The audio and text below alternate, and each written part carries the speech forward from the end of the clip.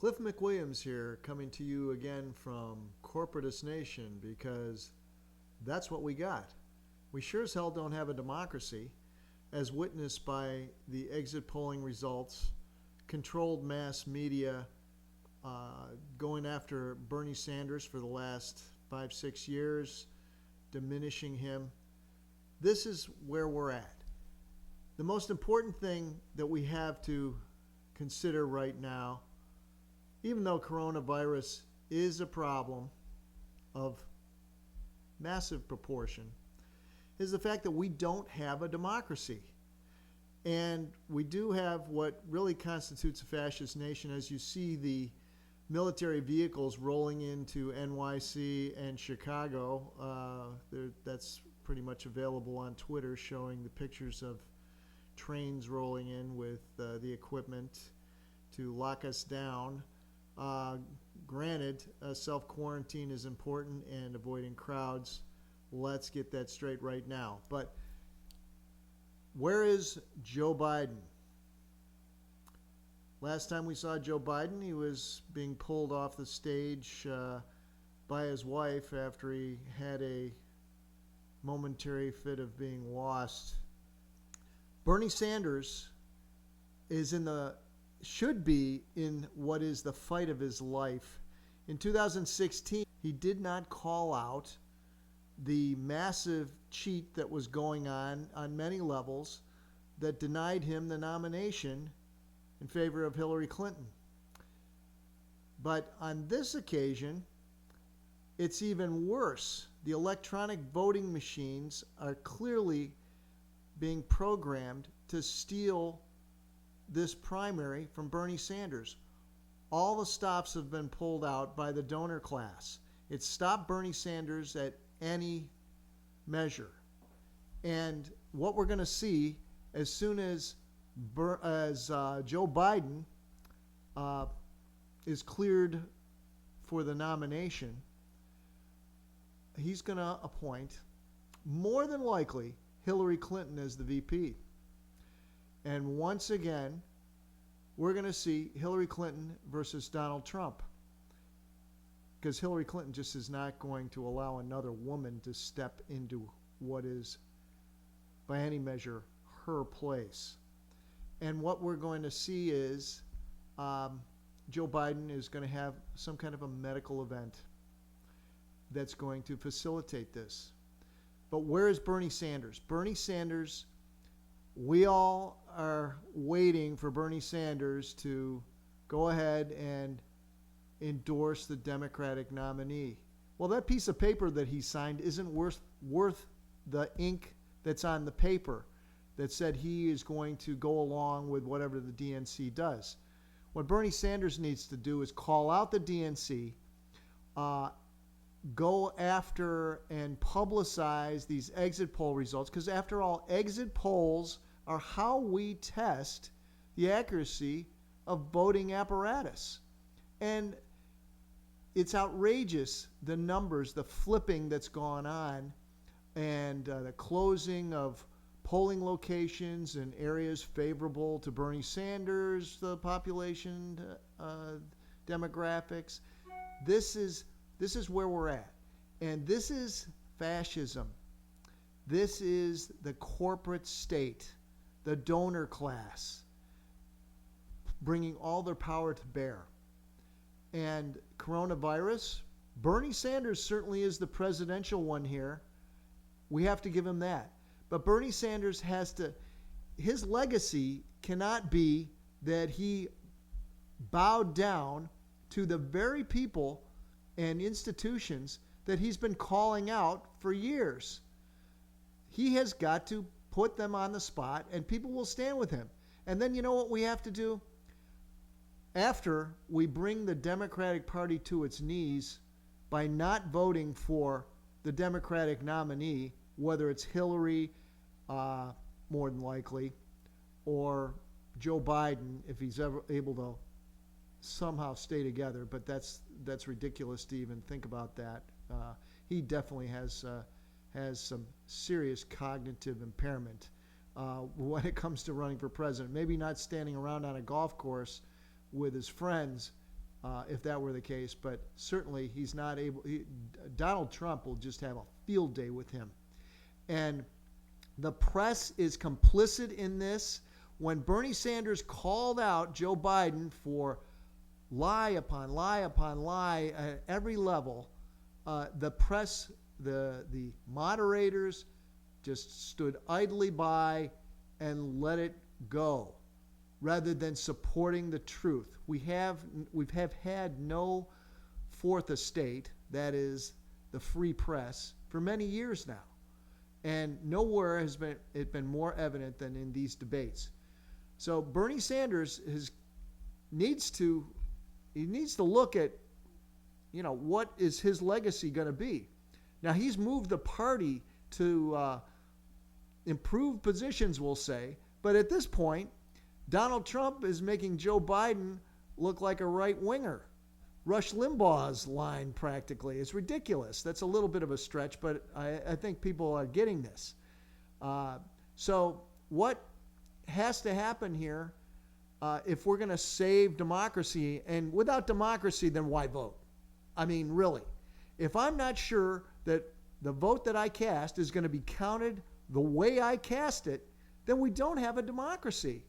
We have a fascist state. And we can look at, and I'll go to here, the 14 characteristics that define a fascist state by Professor Lawrence Britt. Most important at this time right now is number 14, fraudulent elections. Sometimes elections in fascist nations, and that's what we're talking about here in America, spelled with a K, of course, right now, are a complete sham. That's what we've had in this primary, a complete sham. Whether, it's caucuses that are bollocksed up. I mean, we're counting heads there. I mean, you can't even do that. Or electronic voting machines that can be manipulated from the outside. Ask Tim Canova. Look at Tim Canova on Jimmy Dore program from a few nights ago.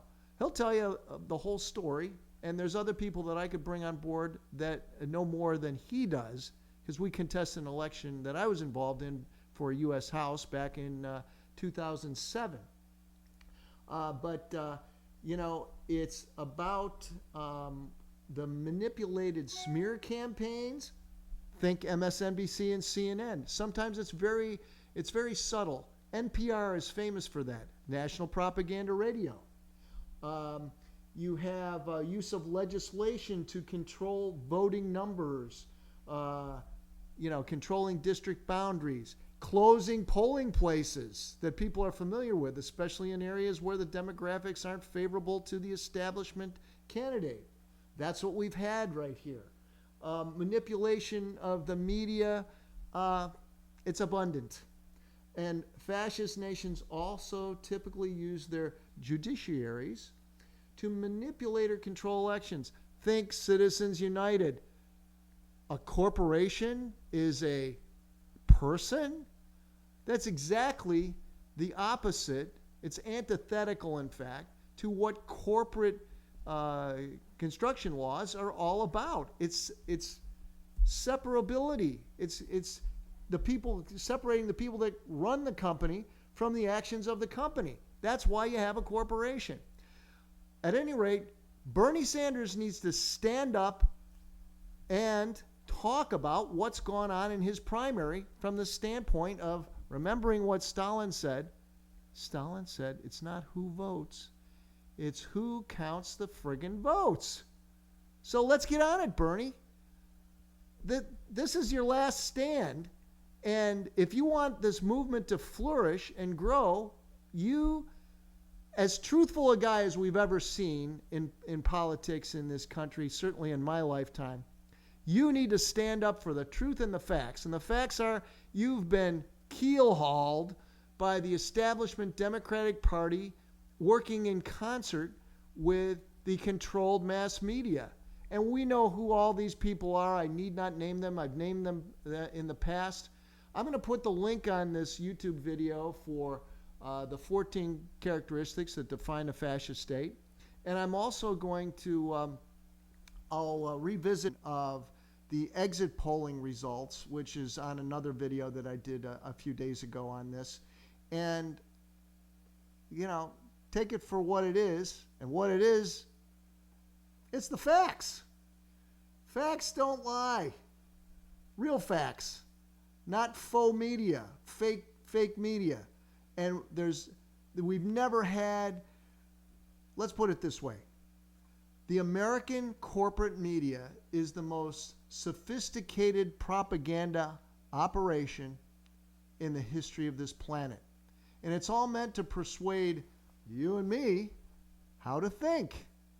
We're supposed to think this is okay. And we're supposed to think that a guy with dementia who has such a background as Joe Biden has, it's so bad. I mean, he just goes where the wind blows and has his entire career. But the fact of the matter is, he's just a figurehead. And you're going to see Hillary in his spot in fairly short order.